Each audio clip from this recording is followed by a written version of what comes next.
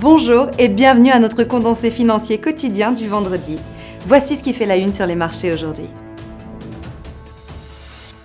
Les entreprises américaines ont embauché des employés à un rythme plus lent mais toujours soutenu en avril, tandis que le secteur des services a cru plus qu'attendu, ce qui supporte la notion que l'expansion économique reste d'actualité malgré un mauvais premier trimestre.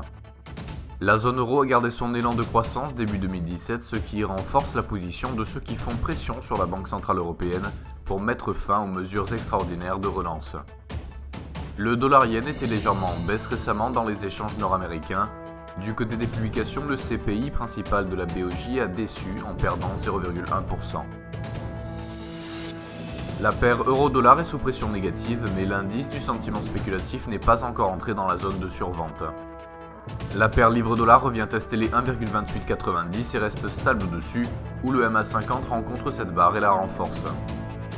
La paire dollar australien dollar US est sous intense pression négative pour briser les 0,7519 et se stabilise en dessous, ce qui met fin au scénario positif suggéré.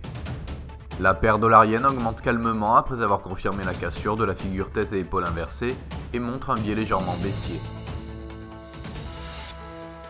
Les emplois non agricoles aux États-Unis seront publiés à 12h30 GMT, les positions nettes NC-CFTC sur l'euro pour l'eurozone à 19h30 GMT, les positions nettes NC-CFTC du GPI pour le Japon à 19h30 GMT, l'évolution nette de l'emploi au Canada à 12h30 GMT, le taux de chômage aux États-Unis à 12h30 GMT et les positions nettes NC-CFTC sur la livre sterling pour la Grande-Bretagne à 19h30 GMT.